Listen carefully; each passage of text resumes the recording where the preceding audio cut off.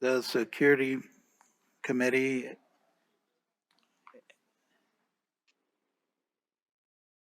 has now started. Please be seated. I have an announcement to make. Agenda item 7, I'm pulling that item. So if you could do the roll call, please. Chair McMichael, Here. Vice Chair Boylan, Aye. Regent Breger,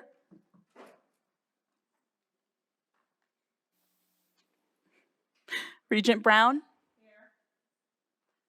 Regent Carvalho, Here. Regent Downs. Here. You have a quorum. Thank you. We'll move on to agenda item number 1, public comment. Any public comments in Elko?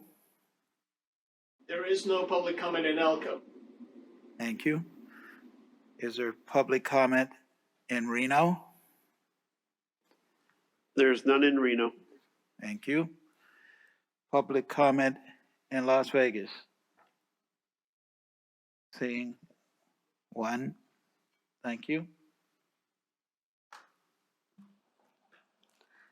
Hi, thank you. I am Amy Avaluna, Director of Culture, Planning, and Policy at Nevada State College. I have CPTSD, and when I do public speaking, it tends to show. Thank you for sticking with me. I'm here today to speak to you as the chair of the University Police Services Southern Command Public Safety Advisory Board, as we join together today for the Security Committee meeting. Now in its second year of operations, the UPD Public Safety Advisory Board, created by Director Garcia, which consists of representative student leaders, classified employees, administrative faculty, and academic faculty from each of the Southern institutions. I'm here to invite regents, leaders, chancellor, and staff to turn to the Public Safety Advisory Board for representative stakeholder input. Recently, the board's Identity, Diversity, Equity, and Access Council requested standing membership on the Public Safety Advisory Board. Strategic cross-representation increases outcomes that you value.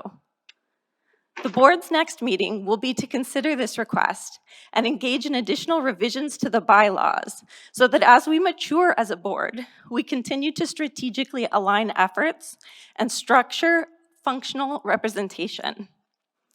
I have an ask today, and that ask is that the Chancellor's Office work to assign an NSHE staff representative to join as a standing board member also. Direct NSHE involvement on the board will improve system-wide efficiency, ensuring compliance, and benefiting all. Today you'll hear more about consolidation that began in 2018, I believe.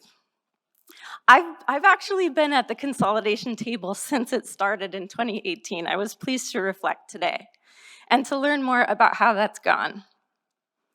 And most importantly, I want to commend Director Garcia, whose commitment to community policing and excellence have created safer, more inclusive campus connections to the police.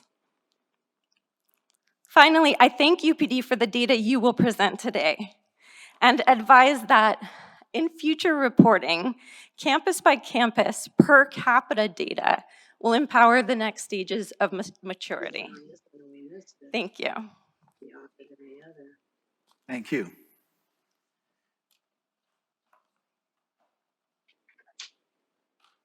Do we have any other public comment from Las Vegas? Seeing none, we will move on to the chair's report. I'm sorry. We'll move on to the minutes for possible action. Do I hear? I will move to approve the minutes from the December meeting. Regent Carvalho has. I'll second it. And Regent Boylan has second. All those approve, say aye. Aye. Aye. Aye. Aye. Aye.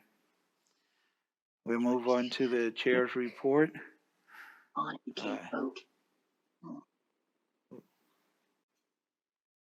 Motion? Oh, any opposed to that vote? Hearing none, the motion passes. We move on to item 3, Chair's report. I have none. So we'll move on to agenda item 4, NSHE Southern Command.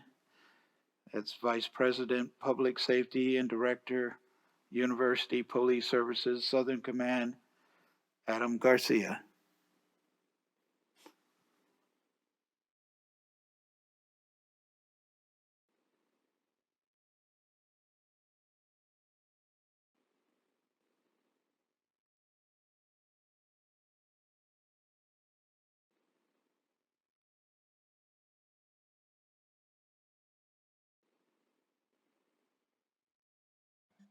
Good afternoon, Chair McMichael, Vice Chair Boylan, committee members, 4 wonderful presidents that I serve in the South, and Chancellor, members of the public. For the record, my name is Adam Garcia, Vice President, Public Safety Services and Director of University Police Southern Command. I will be providing you an update on the status of Southern Command's activities for the calendar year 2022, as well as providing an overview of the 2022 annual security report with crime statistics covering the calendar years 2019, 2020, and 2021. This information has been forwarded by the department to the Department of Education as required by law. In calendar year 2022, University Police Services dispatch handled nearly 49,000 calls.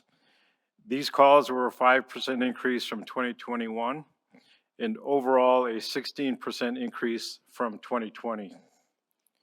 The department responded to 13,319 calls with an average response time of 1 minute 10 seconds to 3 minutes 12 seconds, while within the national average. The department continued to see increases in daily report activity, with approximately 25% more reports filed throughout the 4 campuses that are served by the department. The department's Detective Bureau conducted follow-up on over 650 reports during this time. The dispatch center has hired 2 new public safety dispatchers who are currently undergoing on-the-job dispatch training. There's an additional recruitment currently taking place, so if you're interested, see me. In addition, consolidation of surveillance camera operations from the CSN campuses to central dispatch is still in progress. UPD is working with CSN, OTS, and facilities on a solution to complete this project.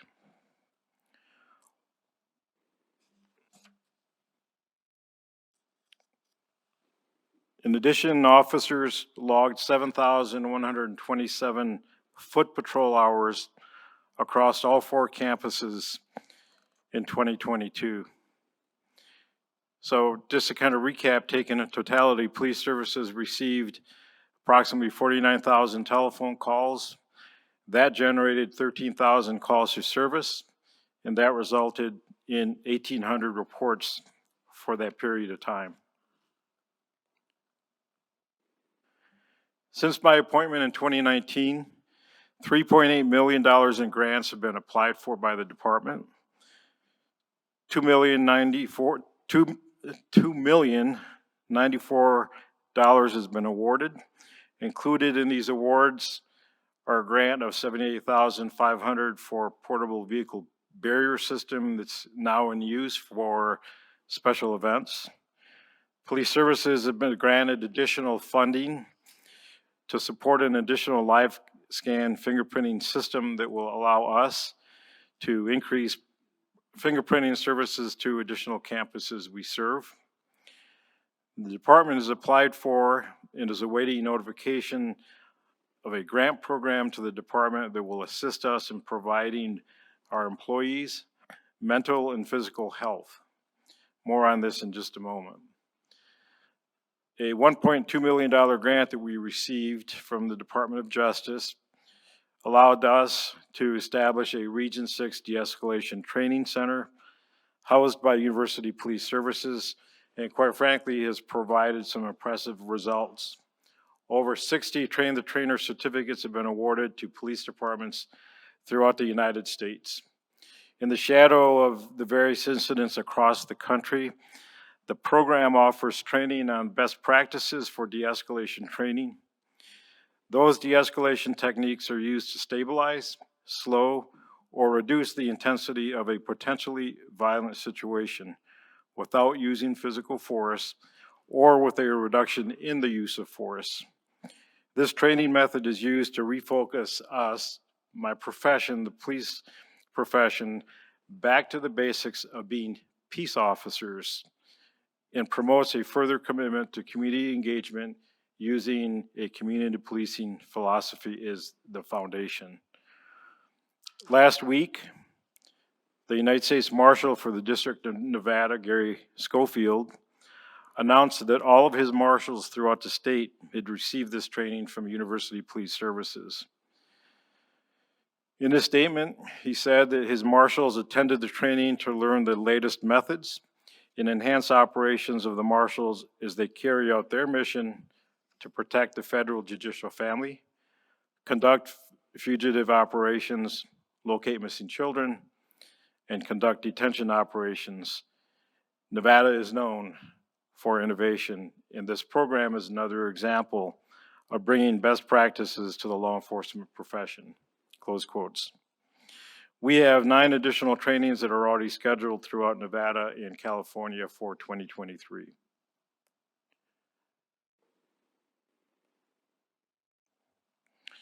In 2022, we hired 12 new police officers, 4 dispatchers, 3 administrative assistants, 1 training coordinator, 1 lieutenant, 1 sergeant, and an assistant director.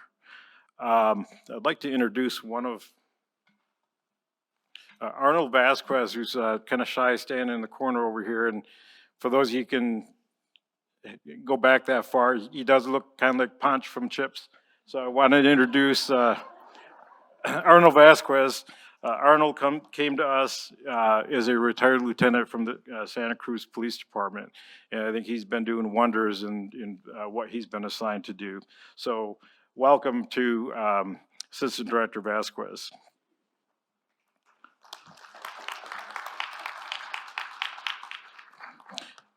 The department continues its aggressive push to fill additional vacancies of peace officers, dispatchers, and other support staff. In addition, the department is in the final stages of implementation of a community service officer program, which will add an additional layer of security services that can be provided at any NSHE institution in the South, but more specifically reduce the reliance on private and contracted security forces at CSN. These unarmed community service officers will be trained in best practices, strengthen community engagement, and be the eyes and the ears for the department. They will respond to non-confrontational calls for service, provide additional building, property, and perimeter patrols, and supply support services during events. And we have hired 2 individuals so far for this program. One is a supervisor of the program, and he came to us from San Francisco County Sheriff's Department. Edgar Manila, who's standing in the back as well in the lime shirt. So welcome to him, and he's got a big job putting together this program. As part of our efforts to retain part-time employees, I authorized the department to increase pay for all part-time employees who work for the department. Our department also continues our recruitment to build a diverse team representative of the communities that we serve. The department, our department, has a higher female representation than the national average, including its first assistant director, Jessica Moore, who's in the back here. Jessica came to us after almost 2 decades of service, is a lieutenant at the University of Massachusetts. So she, again, has been doing wonderful things within those areas that are her, under her command. And these people are the future leaders of the department. Currently, the department consists of 17% female in our department, which is well above the national average. The department also will be taking part in the 30 by 30 pledge, which pledges to develop and implement strategies and solutions to advance women in policing and to improve the representation and experiences of women in law enforcement. By signing this pledge, I agreed that we will take measures to increase representation of women in all ranks of law enforcement, ensure that policies and procedures are free of all bias, promote equitable hiring, retention, and promotion of women officers, and ensure that their culture is inclusive, respectful, supportive of all women in all ranks and roles in law enforcement. And finally, that the department will have 30% female officers by 2030. So that, therefore, the 30 by 30 project. As we continue to build this representative agency, literally and figuratively, I took the additional steps in 2022 to remodel our female locker room, to bring the number of female lockers from 11 to 25, building towards that future. The department continues to provide a plethora of training across Southern Command. What you see in the slide here is really a fraction of the outreach events that the department took part in. In addition to what you see here, I'm pleased to inform you that Lieutenant Roy Alexander will serve as the representative of the department and Southern Command, the 4 institutions in NSHE, on the Las Vegas Super Bowl Public Safety and Security Committee for the host committee for Super Bowl 58. The department will host national training for the Cleary Center at UNLV October 24th through October 26th. A little bit more on Cleary in a few slides. The department, in coordination with the Office of Organizational Resiliency, that includes UNR, WNC, Great Basin, and DRI North, and the Nevada Emergency Preparedness Summit is offering a 4-hour NSHE-specific incident command system training and overview for executive leadership on Monday, March 20th at UNR. We are creating an additional training scheduled for Southern Nevada as well for those that can't travel to UNR sometime in the 4th quarter of this year. The department continues to host active assailant presentations multiple times throughout the year, with the goal of reaching as many folks, community members, as we can.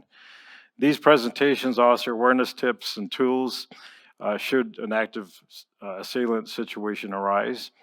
The last session that we had was held in the shadow of the Michigan State University shooting on February 15th. And at that training, we had 184 community members from throughout the 4 institutions attend. Before I do move on to the next slide, I wanted to thank Amy Evaluna, who, as you know, chairs the Southern Command Police Advisory Board. She is tireless in her efforts at leading that board, and I just wanted to publicly thank her for that.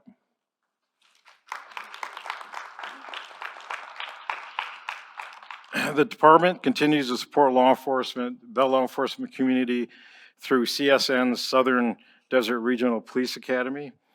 As the lead agency, UPD has a lieutenant and an officer assigned full-time to the training academy, and we continue to build relationships with our peer partner agencies, along with Las Vegas Metro and the Nevada State Police. As you can see from the slide, there are a number of partners that we have, and that's continuing to grow as I speak. Thanks to the overwhelming support of President Zaragoza and Vice President McCoy, the Academy has now graduated 3 classes. The last graduation took place on January 5th, and as you can see from the slide, you may see some folks there that you know. Regent McMichael, Regent Perkins, UNLV Provost Chris Heavey attended the graduation, and as a matter of fact, Chancellor well, the chancellor, let me just leave it there. The chancellor was the guest speaker. He gave the commencement, and he provided the recruits with his guidance and his encouragement as they left the academy to patrol the streets of our communities. The department has applied for and is awaiting notification of a grant program to the department to assist us in employee mental health as well as physical health. Associated with that, and in order to complement the grant, the department is evaluating additional methods to provide improved mental, physical, emotional health, and wellness support to our personnel by working with our community partners. I've spoken to the new sheriff in Clark County. He's all on board, and he's actually leading the effort to provide, in particular, mental health wellness programs to departments as a region across southern Nevada. In addition, we have participated in local events and training which have included free first responder workouts sponsored by the Independence Fund and the Veterans Justice Initiative. This initiative assists law enforcement agencies, first responders, and frontline workers to understand the nuances and true scope of veterans' mental health and their obstacles once they return from active service. In response to events across the nation, including Uvalde, Texas, and the most recently Michigan State University incident that I just referenced, the department has ordered upgraded equipment for critical incident responses, which includes rifle-rated ballistic shields, plates, mechanical breaching equipment, and training in mass casualty medical supplies for individuals, as well as patrol vehicle trauma kits with additional medical supplies for mass casualty response. As I discussed in an earlier slide included in the materials that you all received, you'll find the Cleary 2022 Annual Security Report. Because there are some new regions in our midst, I wanted to just take a minute to provide some context here. The act was passed, the Cleary Act was passed in 1986 after the rape and murder of a freshman at Lehigh University. Her name was Jean Cleary. The event led to an increased attention on unreported crimes in college campuses across the country. And in 1990, Congress enacted the Jean Cleary Disclosure of Campus Security Policy and Crime Statistics Act, known as the Cleary Act. The act has been amended 5 times since its enactment and includes increased safety and reporting measures, and most recently in 2013, the act requires colleges and universities to disclose information about certain crimes that occur on or near campus, and that's what you have in the report that was provided to you. This act applies to all colleges and universities that receive Title IV funding, and Title IV funding, as I think you know, pertains to student financial aid. The Cleary Act requires us to disseminate the annual security report that you have, or ASR, to employees and students by every October 1st. The ASR must include statistics of crime for the preceding calendar years, plus details about efforts taken to improve campus safety. In our report, you'll see there are 2020 to 2021 comparisons. You'll find increases in 12 of the 15 categories that we reported to the Department of Education under the Act. The information you see is the totality of Southern Command, UNLV, CSN, and Nevada State. DRI is not required to submit under Cleary because they do not receive Title IV federal funding. However, I think kind of what you're seeing here is you've seen a significant jump from one year to the other. The fact is that we can't compare these years because when you look at this, during the time when we had very decreased incidents was during COVID. So the campus was closed. So there was clearly an increase the following year.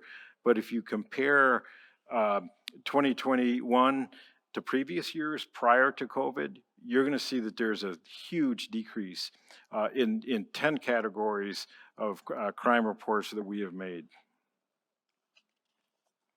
So as the department looks to the future, We are working on the introduction of a new predictive modeling program.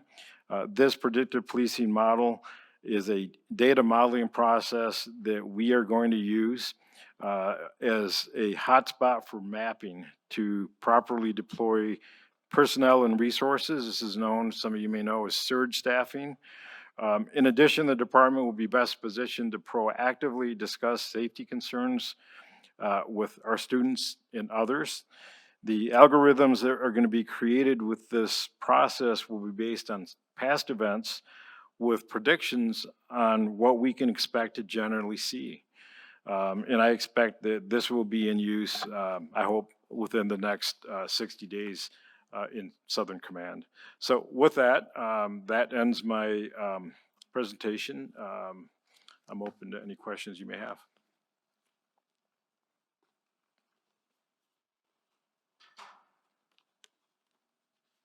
Any questions from the Regents? Yes, Regent. Susan Breger for the record. I just want to thank you. There was a incident on one of the campuses and your officers were there within a minute and resolved it. It was someone that they knew that causes problems that they're aware of. And I just want to thank all the officers. Being a grandmother of 2 Metro officers, I can appreciate what they have to do and what comes about out there. So thank you. Thank you. Regent Del Collar. Thank you, Chair McMichael. Last year, I think you came up before us to change, let's see, was it the qualifications? Oh, I know, it was the retired officers so they could come, and we did that. And so are you able to recruit? Is that helping? I don't think you mentioned that, so thank you. Thank you, I appreciate that. Adam Garcia for the record. We have instituted this. We use it in our recruitment drive. We've reached out to a variety of different retired officers. We've gotten their retired list, I guess, so to speak, of different departments across the region. The fact is that most of these folks are retired, and this is kind of what we're hearing, right, is that they've retired and they really don't want to work midnight shift anymore or patrol duties. So we're having difficulty in filling positions under that program. We are, however, in the process of, there's one individual from a local department who has applied, who understands the program and understands the duties that are going to be required of him. And so I think we've gotten our first fish in the net, and I hope that we will have more in the future. Thank you. You're welcome. Any other questions? I have one question. How are our 4-legged police doing? They're doing great. They're the most popular members of our department, and they go out every day. They were actually doing the sweep at Thomas and Mack for the basketball games that are taking place. We have, I think, 7 days of basketball kind of nonstop. So they're out there working hard today, and they're great. Just love them. Still looking for that 4th one that we hopefully will fill once we can fill some of the ranks of police officers. Thank you very much for your presentation. You're welcome. Any other questions before you leave? None? All right, thank you very much. You're welcome.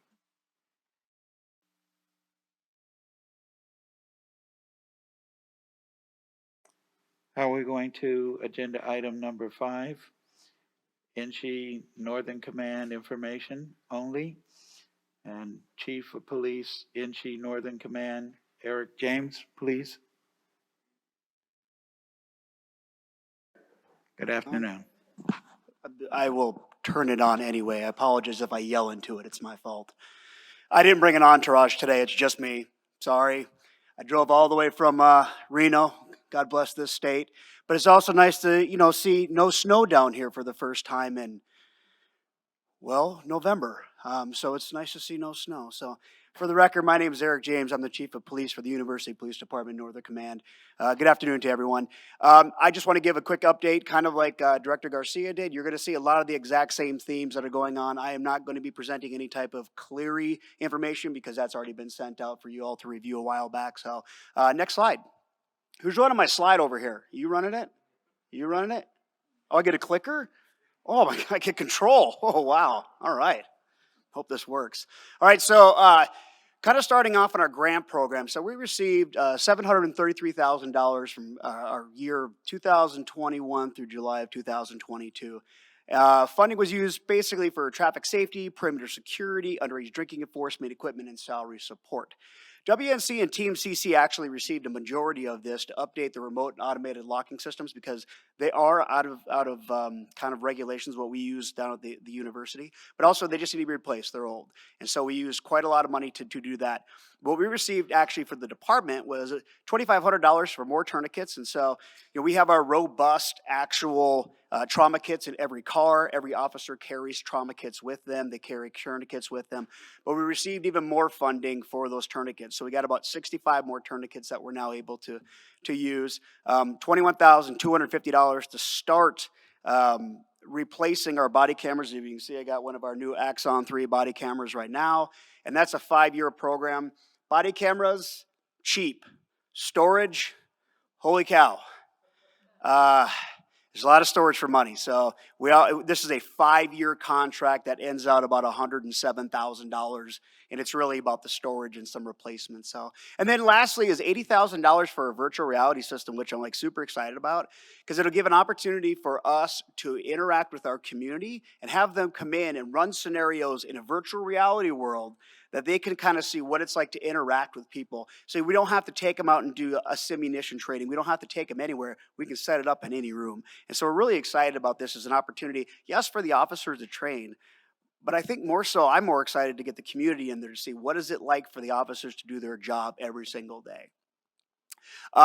So I was part of our department initiatives as I was able to speak at the National Cops Conference, which is the Concerned Organization for Police Survivors, and I got to speak about department culture. And we had just a great turnout, and I've actually got a few more chiefs of police that want to say, hey, can you come talk to our people too? And I said, sure, absolutely.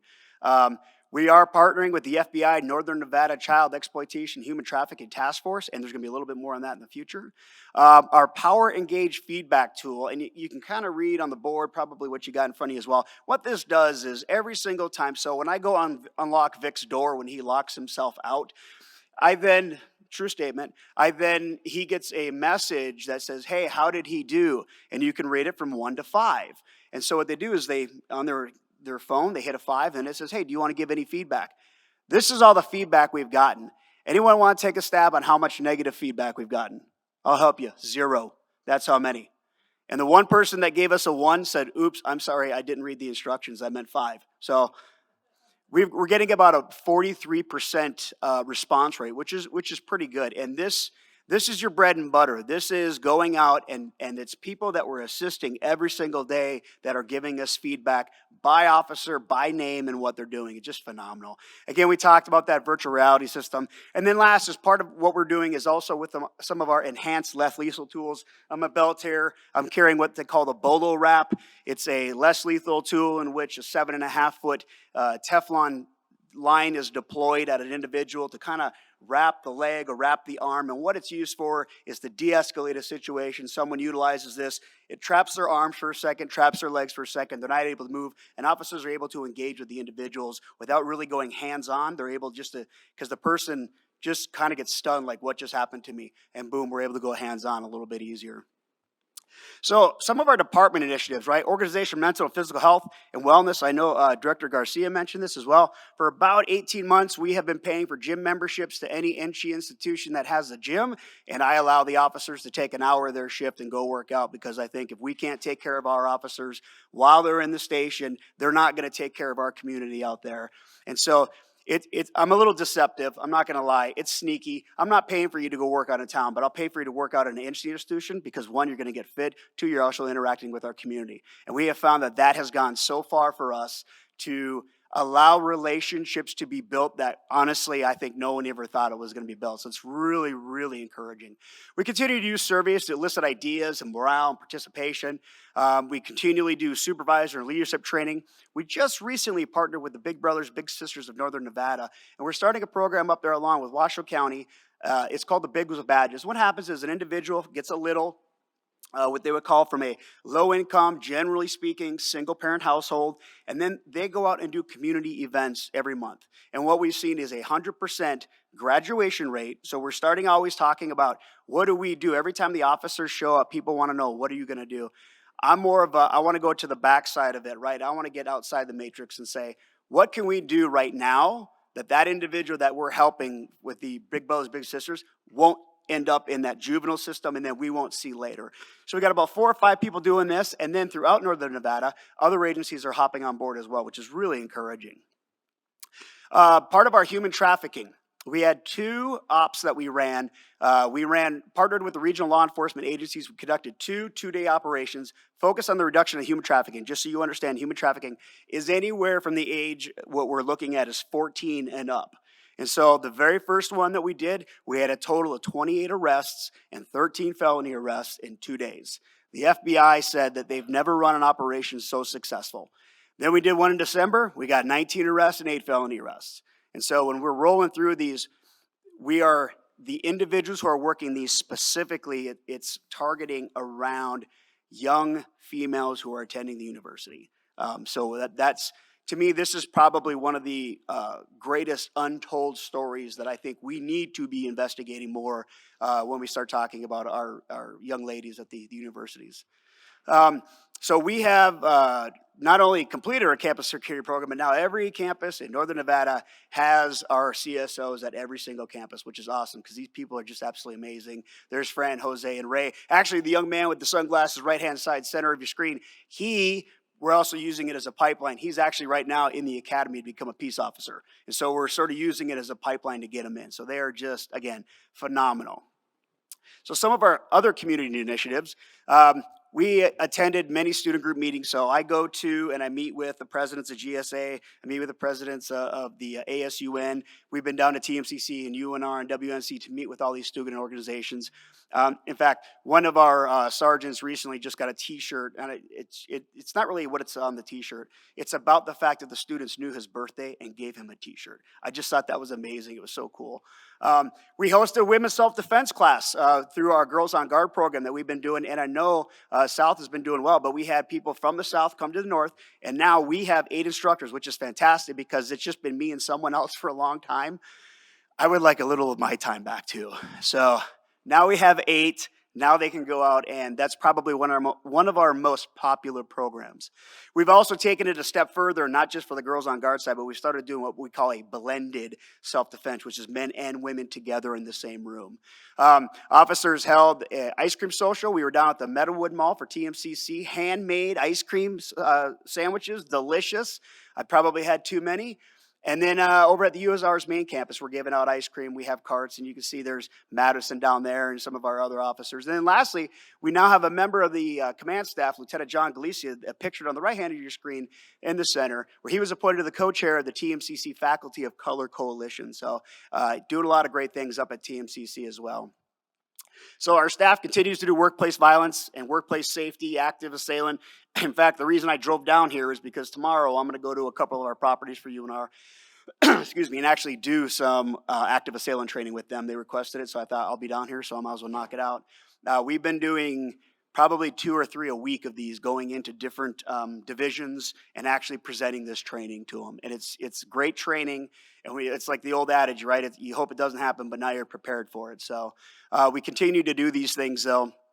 Executive staff sits on diversity subcommittee. I sit on that, along with our equity and inclusion subcommittee.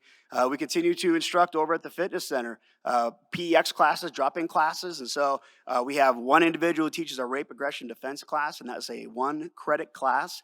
We do 2 Girls on Guard drop-in classes a week, and I teach CrossFit at 6:30 a.m. Monday, Wednesday, and Friday. And I can't tell you how many. No kidding, we're getting 12 to 20 students coming in at 6:30 a.m. to work out, which if you've ever tried to get a college student out of bed at 6:30 a.m. is pretty hard. So what else do we do? There's the dogs. That's right. We even made trading cards. I knew I was going to get asked, so I thought I'd put it in there. So we've been doing a lot of orientation and a lot of partnering, and I'm going to tell you why that's happening here in a couple of slides. We continue to do our socials with Coffee with a Cop, ice cream handouts, pack provisions. Great program that the UNR runs, along with others that we're able to donate supplies to those students that need those supplies. We've also updated our website to really look for that engagement for our community. And then we actually started a class called UPD 101, which is click on the class and follow it. This is what we do. This is how we handle things. Here's our calls for service. So it starts to educate our students, faculty, and staff. K-9 trading cards, press banners, and then recruitment material as well. We also have started making some different safety swag. So we have nightcaps. These are little devices that go right over the top of your drink, and you can put your straw in it. So if you're out at a party, you put this thing over, no one can stuff anything in your drink. They're really popular, whistles and safety cards as well. We also created a rideshare zone at UNR, TMCC, and WNC, and it's called What's My Name? And so what happened was a young lady was kidnapped. She thought that she was getting into a car that was an Uber in South Carolina in 2018. It wasn't. She was kidnapped and murdered. So her family has turned this into a nonprofit, and they go to all these different law enforcement style events. So while we were there, this guy comes over and starts talking to us. And, you know, you're at these conferences, and a lot of times people are trying to sell you stuff. That's what they do. And so you're like, oh, geez. And then in about 10 minutes, I was like, oh, my gosh, is it getting dusty in here, or is it just me? His story just sat. I have a daughter, right? I know what it's like to care so much about your loved ones. And so we started putting up signs. And what these signs tell is, boom, boom, boom, boom, 4 things that you need to do when you're Uber or your Lyft or your rideshare service shows up. Here are the 4 things that you need to do and they need to do back. They will give you all the material for free. They take care of all the printing, all the signs. All you got to do is find space. We can do that. That's an easy one. Part of our recruitment efforts are cards for the officers, grab bags, working with our journalism school to produce a recruitment video. We also are taking part in that 30 by 30 for women in policing. So 30% of our force by 2030 will be women. And then lastly is a new thing that we're doing. It was through a grant. It's police to peace officer promise. And what this is, if you look throughout the Nevada revised statute, you're going to see peace officer, right? You're not going to see police officer or law enforcement. And so we want to, it's not so much saying that we're not police. It's simply going back to a traditional peace officer. And so what we're doing is we're getting some new signage made up for our backs that when we wear our vests that says peace officer, not police officer. Changes nothing. It's just simply saying this is the way it was. I don't know what happened. I don't know which direction it went, but we're peace officers. That's our, one of the things that we always do is keep the peace, maintain the peace. That's what we do. And so we're working with this grant. They're coming in to do training for us. We just got done doing a big survey with them. So really looking forward to results of that as well. So I have been asked, Dr. Amanda Wins is a phenomenal member of our team. She's sort of separate, but sits in the same space that we have. And so what she's doing as part of her organizational resiliency team is amazing. They conducted a UNR spring tabletop exercise, student services training focused on the first 30 seconds of crisis. They've been going through and doing what's called, now I'm going to draw a blank on what she's doing, prepared, not scared. And so she sends out these emails to get people to join, and within 20 minutes, these classes of 25 people are filling up. It's phenomenal. It's a really great program. She consolidated with Black Swan and the Eupathia contract for Northern Nevada, which adds the capabilities. So Black Swan is if there's an emergency, this company will step in and handle all of your calls that are coming in to your university or to your college, because there's no way. What we saw in Argenta was there's no way we could handle that kind of volume. We just can't. And so what this company does is, here's your script, go. And they start answering calls for you. And so she was able to consolidate that through Northern Nevada. Great Basin College became a signatory to the National Intercollegiate Mutual Aid Agreement, a national mutual aid documents, aid/request assistant in emergencies. Conducted site surveys. I got the pleasure of driving with her and her team all over this great state of ours, from Elko to Winnemucca, all the way down to Ely, and all the way back again. And she did a site survey at every single place we went to. It was just a great chance to get out and see what we have out there as far as, we always talk about the rules, and it's like no one wants to talk about the rules. Well, I got to tell you, that's our bread and butter is the rules. And so we really try to work hard to make sure that they feel like the same amount of policing, the same amount of love that we give everyone else, that they get the exact same thing. She conducted a site survey. Okay, we talk about that. Then she attended the 2020 FEMA Higher Education Symposium. She is either coming or going pretty consistently when she's teaching at these things. She conducted a spring tabletop focused on emergency comms at Great Basin, which was a really well laid out presentation. And then presented at the American Collegiate Health Association, the national conference on the importance of a relationship between emergency management and healthcare. So a little bit of a continuing is participating in a 4-day integrated community training, the FEMA Emergency Management Institute in Maryland with Washoe County. And you can see also the cities of Reno Sparks, REMSA, the University of Nevada, Reno, Nevada Energy, Red Cross, Washoe County School District, Pyramid Lake Paiute Tribe, and the Reno Tahoe Airport. She's actually going to be helping out the Reno Tahoe Airport on a full-scale exercise in April or May. And so we're actually going to provide some people to get all moulanged up like they just had a big plane crash and let them do their work. Presented research on emergency management accreditation at the Nevada Preparedness Summit, and then was appointed to the State Emergency Response Commission. So Amanda and her team are phenomenal. It's go, go, go nonstop for them, a great asset. And so some of our highlights that we had, Madison Effort joined us recently and created a position. She's our specialist community outreach and service support.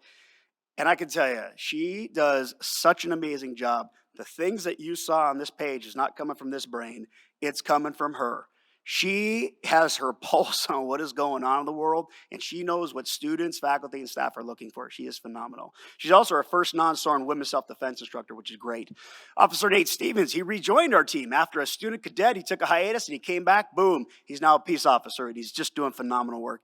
Kelly Diver, our threat assessment individual, she recently passed the Association of Threat Assessment Professionals Certified Threat Manager examination, and it only has an 18% pass rate the first time, and she was able to pass it. And just, again, I lean on her a lot. 3 Nevada, NNLEA, that's the Northern Nevada Law Enforcement Academy graduates, and 1 transfer actually from Metro, came up and has now joined the team as of November of 22. And then we had some promotions. Detective Seifert, who is on our Heat team, and then Sergeant Dave Olson, and then our finance, Kathy Clark-McDonald, went from up to NSHE specialist too. So super happy about that. That's right, we couldn't go a slide without getting all the dogs in there, so. That's all I have. Mr. Chair. Thank you for your presentation. Any questions from our regents? Regent Borland? Chair. Commend you on your training that you're doing for women and the girls. It's something I've done a lot in my life, but I think that's a great thing because we forget to tell them something like, what's my name? That's an awesome one. The second thing was because you mentioned it about the body cameras. Have you thought about, oh, I don't know how you would, but the cameras that you carry on the shoulders? Because the body cameras, if you present your weapon, very often, whether it's a weaver stance or whatever, it's going to cover you. So you don't get the whole picture, right? So what about those? What's the Not difference? necessarily. So No? in today, Eric James, so in today's world, the coverage here is about 120 degrees, and we have to remember what we're really looking for is the events that led up to that, not so much the shooting itself, right? The shooting itself is super important. But what we want to know is, why did this take place? And so a lot of times you have to remember too is that you don't just have one perspective, you have 2 and 3 perspectives because there's more than one officer there, generally speaking. Sure. So no, I get that, but why not the shoulder cameras over the body cameras? That's my main. They don't really make shoulder cameras anymore. Axon started to. They actually had one that went on your glasses. Right. And then they realized quickly those just get ripped off your face when you get in a fight. So they quit making those. They've gone to these, so it's a pretty well done system. But also a lot of them are attaching them to their belts, and they're still getting the same view as out there. Yeah. Yeah, the belt sounds more, okay. Thank you. I appreciate. Yes, sir. You're You're welcome. Yep. Yes, Regent Perkins? Thank you. The virtual reality, can we do that? Eric James, for the record, I would gladly drive anywhere to set it up so you could do it. Yes. I'll come to you. Okay. Thank you. And the great thing is it's coming with everything. So taser, rifle, gun, it comes with everything. Ooh, taser, my favorite. Yeah. Yes, and any other questions? Regent Del Carlo? Thank you, Chair McMichael. Just a really great report, very comprehensive. I can see you're passionate about your job, and sounds like you're a great boss to work for. And I would just say the term peace officer rather than police, words matter. Absolutely. So, Yes, ma'am, they do. Absolutely, they do. So thank you for doing that. Thank And you're changing the culture, and I think you talked quite a bit about that. And that we're giving it our report shot. you did at the national training. So Yes, ma'am. Thank you. very nice. Thank you very much. No other questions? All right, thank you. Thank you all for your time.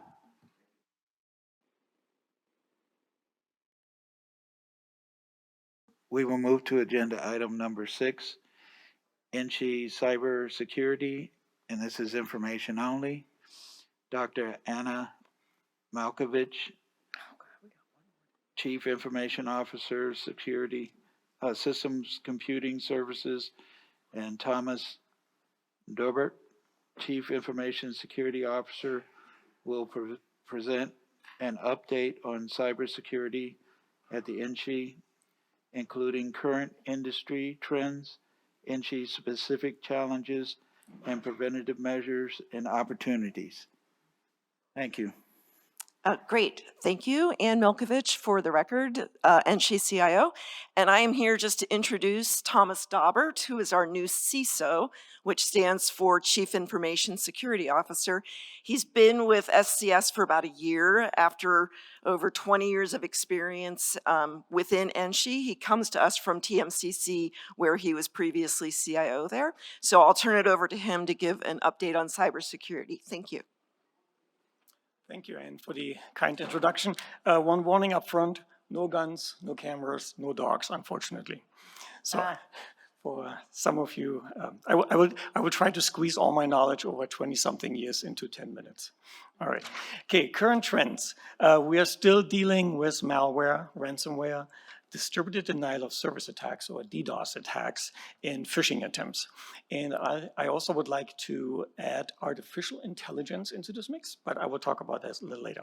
So malware, I found an interesting statistic from the Microsoft Security Intelligence website, and of course they only keep track of Microsoft devices, and they are saying that 80% of all the malware that's being downloaded, not by willfully, of course, but 80% are being downloaded by the educational sector. And this includes higher education and K-12, of course. That's a huge number. The next topic, of course, is still ransomware. It's still one of the biggest concerns that we have, not just because of the monetary loss, the research data loss, or PII exposure, public information exposure for our students and faculty, but it's also reputational loss. But there's a tendency for fewer and fewer companies to actually pay the ransom because they are better prepared for such an event. They understand that payment does not necessarily mean you get your data back at the right time. And there's also a foundational belief that cybercrime should not be rewarded with money, of course, right? And then the federal government also put laws and regulations in place, and that's done by the Office of Foreign Assets and Controls, and they impose sanctions that certain countries or certain individuals may not be paid. So therefore, the methods have shifted a little bit. So if I would be a cyber criminal, at first I would encrypt your data and hope to get paid. These days, I will break in first, I steal your data, make a copy on my server, and then I encrypt your data, and then I hope you pay me. And if you don't pay me, well, then I sell your data to the highest bidder, or I just make it publicly available. And we as NSHE do not want to be in the news for something like that, like other companies have been, right? So we do whatever we can. So now let me go to phishing and AI. We all know what a phishing attempt is. But if you pair phishing with artificial intelligence, you get something that's pretty much English perfect, if you will, because earlier on, phishing attempts could be easily seen by bad grammar, by spelling mistakes. These days, I can create a phishing email in any language, and it's nearly perfect. And since all of our information is public knowledge, meaning our names, titles, emails are on our websites, all it takes is a creative person to actually come up with something.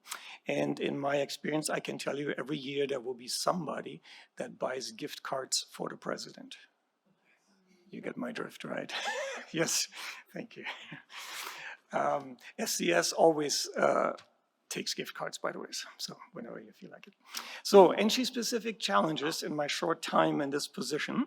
I want to start out with good news, and we are covered for cyber liability insurance for the whole system, meaning all the institutions are covered under this insurance now. And the Office of Risk Management has done an awesome job to get everything together, all the institutions, all the security, the insurance underwriters. So it was a very good meeting. I was really impressed by all the institutions.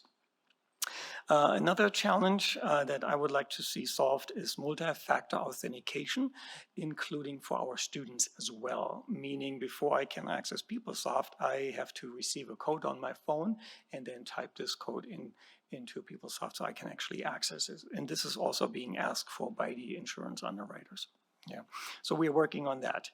The next one is just an observation and a statement. We have huge staffing challenges in the IT departments. It's very difficult to find qualified individuals. You're probably aware of that, so I just want to point that out. And the last suggestion I have in this topic is a privacy or data privacy officer. So there are many, many new regulations coming out where states or even the European Union, you are probably aware of the GDPR, require institutions or companies to have a complete control over the privacy or the data that they are keeping. And I think NSHE would be served by having a data privacy officer. So Ann and I were discussing this already, and we will continue talking about this. So what are we doing to keep us safe? Well, NSHE firewalls are blocking 35 million probing, scanning, and intrusion attempts per day. 35 million per day. And that is the average that was taken over 1 year. Of course, most of those are automated attacks. Those are not necessarily people, but they are nonetheless attacks. SCS also runs an appliance that actually is looking for distributed denial of service attacks. And as soon as this appliance discovers something, we get texted and the institution get texted as well, so we can take care of this attack. We engage in threat intelligence sharing. We have what's called the NSHE Threat Bulletin. So whenever my office sees something interesting, something that might be applicable to the institutions, we send it out to everybody. And I always hope that all the institutions are actually reading it as well. But I do get responses back most of the time. And yes, so the Board of Regents policies, guidelines, and procedures, in my opinion, when it comes to cybersecurity, they are a little outdated maybe. And maybe we can work on that a little bit and bring them up to 2023. And the reason I say this is because a lot of institutions already have a policy on the books that employees have to take cyber liability training, but our policies do not reflect that. Okay. And the last one, when I started out, I talked about malware and ransomware. Well, these are all actions that can only happen if people react to it.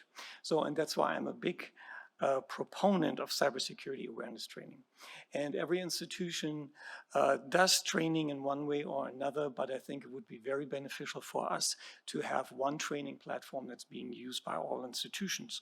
So we all know what kind of training is provided, and hopefully it saves some money to the institutions, and that those institutions that currently cannot afford a certain platform can also benefit from that. So in summary, system computing services and the local IT departments do a lot of work behind the scenes that we are not aware of to keep us safe. I see opportunities to update the board policies and maybe hiring a privacy officer, and then of course the cybersecurity awareness training that I just mentioned. And with that, I give it back to Ann. Thank you, Thomas, for compiling that information, and Milkovich again for the record. And I would just like to reiterate the importance of security awareness training. It seems not useful to a lot of people, but what it does and what I advocate for is to do short training frequently. So like 5 minutes per month is all it would take, because it breaks the muscle memory cycle. We get so used to get an email, click, email, click, email, click, that will click on a link unintentionally because just out of the muscle memory. But if people take security awareness training frequently, it helps to break that cycle. And taking 2 hours of security awareness training once a year is not helpful, but 5 minutes per month is.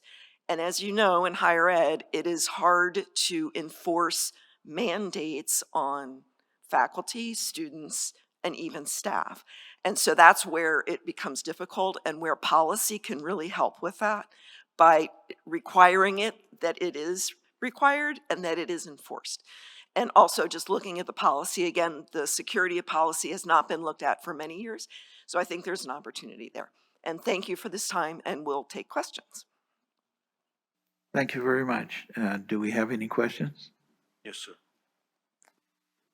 Yes, Regent Boylan. These trainings, could you set up something where, or would the training be, hey, it's 9 o'clock in the morning and you got a 5-minute training? Or is it, bang, we just shut everything down, nobody can do anything, you gotta go through this for 5 minutes? How would you do it? You see what I'm saying? Give me the steps. I'm a Sure, simple man. yes, Yeah. thank you very much for that question, Ann Yes, ma'am. Milkovich, for the record. So the way it works right now and the way we would recommend is at the beginning of the month, an email notice is sent out, your monthly security awareness training is ready, please complete it as soon as possible. The software tracks who completes it and who doesn't.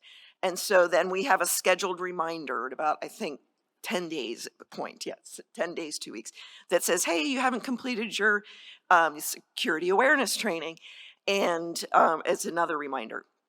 Now, the way we do it inside SCS is we're looking at the list of who has not completed. And then I email the supervisor and say, not liking this, we need to complete this, we need to be really on this. So please make sure everybody's completing it. And that's how we do it, and that's how some of the institutions do it. But for example, it's not being offered to the Regents. We think that would be a really good thing to offer it to the Regents. It's not mandated across SA. It's mandated across some institutions, but not all. So if there was a policy, it would help those institutions not be the bad guys, because a lot of people, I don't want to take security training. That's boring. It's stupid. I don't have time. It's like, it's 5 minutes. It's kind of entertaining, and take a break and learn something. Even though I'm in this industry for years, I learn things when I take the training, and I kind of like it, but it's 5 minutes, sometimes 10. But that's how we enforce it. One more question, sir. So if someone's, after repeatedly being told not to do it, to do it, because I'm very much in favor of cybersecurity and everything else, I love it, then what do? Do you just shut them down and say, hey, you're not getting on your computer till you do this 5 minutes? All right. Remind them with a kiss or something, hey, yeah, do this now.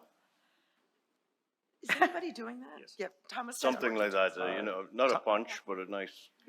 Thomas Daward, for the record. There's one institution that actually disables the person's account. Yes. Which is tough, but it is what it is. You said you just closed their account. My understanding is that if they have not taken the training after several reminders, Right. their net ID will be disabled until they take the Okay, training. I like that. Okay. Regent DiCarlo. Thank you, Chair McMichael. I have a comment and a question first. We have 19, you said there was 19 openings for cybersecurity people within NSHE? Is that what you said?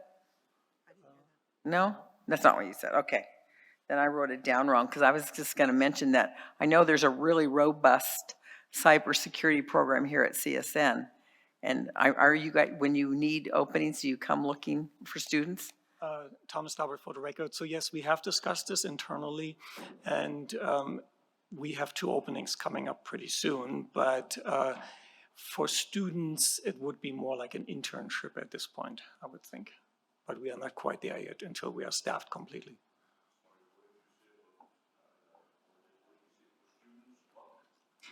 We were discussing an internship in cybersecurity for students, but we are not quite there yet. That would be great. So thank you, Thomas, and welcome too. And my last one would be, you mentioned wanting to hire a data privacy officer. Yes. And so why are you recommending that? And I'm not an IT person at all. So kind of what's the scope of that person's job? And we're not covering it now? I don't know. Yeah, Thomas Daubert for the record. So it started with the GDPR, which is a regulation in Europe where institutions and companies that do business with European citizens have to keep track of those people and their data. So let me give you an example. I'm a prime example, actually. I'm a dual citizen. I'm American and I'm German. When I retire in 50 years and I go back to Germany and I tell Anne, you need to forget about me completely. Can she do that? At this point, probably not. A privacy officer would keep track of where all my data is stashed away. Right? And we have to be aware of this because we have European students at the institutions, and all it takes is one case where somebody says, hey, I'm done here, I'm going back, I want you to forget everything about me. There are many details to be worked out, like the grades have to be somewhere, right? The degree has to be somewhere. So we don't know exactly how this will work, but it will come. And we might as well get in front of this train instead of being surprised by it. And then California has a privacy regulation, a lot of other states already as well. And for me or for any IT director on campus, this would be too much, to be honest. Okay, thank you very much. Any other questions? I have one question. At the end of the day, when you go out the door and lock it, what happens during the period of time between, let's say, 5 o'clock and 9 o'clock in the morning? Is there an AI that's watching over cyber security and identifying attacks? Yeah, Thomas Daubert for the record. So some institutions have implemented a SOC, a Security Operations Center, which is usually outsourced to other parties. And then this third party is watching over the systems. It makes sense for large institutions that also have students. For SCS, for example, we had the discussion, I had a discussion with Gardner about that. With the number of with our employees, I am not convinced that this is something we need to do. However, there are measures on the network side in place, like this DDoS appliance that is looking out for potential problems on the network. Thank you. Any other questions? Thank you very much for your presentation. All right, we'll move on to agenda item number 8, new business. Is there any new business?